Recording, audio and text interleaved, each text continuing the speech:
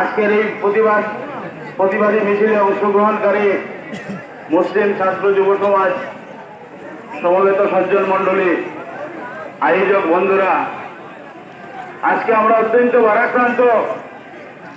আজকের এই প্রতিবাদী সভা বা আজকের এই প্রতিবাদী মিছিল অন্য আরো 2-3টি রাজনৈতিক প্রতিবাদী মিছিলের মতো নয়।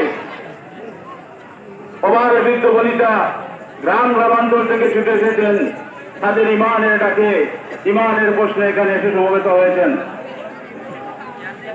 আমরা শান্তিপ্রিয় মুসলমান, আমরা হযরত মুহাম্মদ সাল্লাল্লাহু আলাইহি সাল্লামের উম্মত।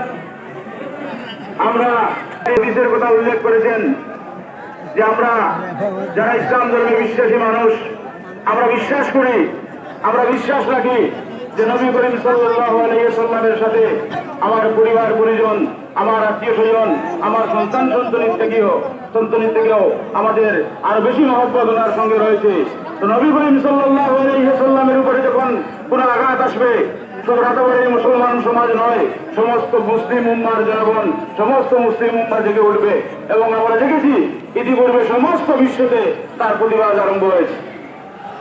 বন্ধুগণ, ফরাসির রাষ্ট্রপ্রধান, আমরা ফরাসি যে সমস্ত শিক্ষা প্রতিষ্ঠানে প্রথম যে ব্যঙ্গচিত্র প্রদর্শন করা হয়েছিল, তারপরে রাষ্ট্রপ্রধান তারা যে সমর্থন করেছেন, আমরা তাতেই দুঃখিত, আমরা তাতেই মর্মাহত যে একজন ব্যক্তিগতভাবে একজন মহামানবের বিরুদ্ধে বলে ফেলেছে, কিন্তু রাষ্ট্রশক্তি তাকে সমর্থন জানিয়েছে। সবচেয়ে বেশি ব্যথিত হয়েছে আমরা সেখানেই, যেখানে নবী করিম সাল্লাল্লাহু আলাইহি সাল্লামের কোন ছায়া ছিল না পৃথিবীতে।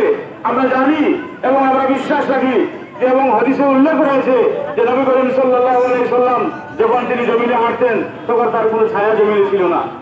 ফরাসিয়ার লোকরা তারা কোথায় পেল তার চিত্র যদি পেয়েছে, চিত্র যদি না পেল তাহলে ব্যঙ্গচিত্র তারা কোথার থেকে আবিষ্কার করেছে। তারা শুধু ভারতের নয়, শুধু ফ্রান্সের নয়, সমস্ত বিশ্বের 150 কোটি মানুষের মনে আঘাত দিয়েছে। আমরা তো যেই যে আঘাত, সেই আঘাত আমরা বরদাস্ত করবো না। আমরা প্রয়োজনে আমাদের নবী করিম সাল্লাল্লাহু আলাইহি সাল্লামের জন্য প্রাণ দিতে প্রস্তুত রয়েছেন বিশ্বের লক্ষ লক্ষ।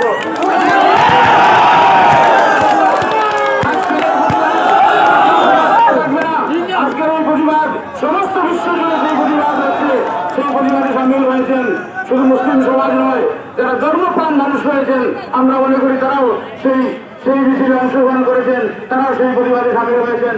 আমরা অনুরোধ রাখবো এবং আমরা দাবি রাখবো আজকের সভা থেকে যে ফরাসি রাষ্ট্রপ্রধান যিনি, তিনি বিশ্ব জনগণের কাছে, মুসলিম উম্মার কাছে তিনি যাতে ক্ষমা চান, যাতে তার দেশে এবং তার জনগণ যে ভুল করেছেন তার জন্য তিনি বিশ্ব মানবতার কাছে যাতে ক্ষমা চান, সেই দাবি রেখে আজকে যারা এখানে মিছিলে অংশগ্রহণ করেছেন এবং যারা প্রতিবাদে সামিল হয়েছেন, তাদেরকে সবাইকে ধন্যবাদ জানিয়ে আমার বক্তব্য এখানে শেষ করলাম।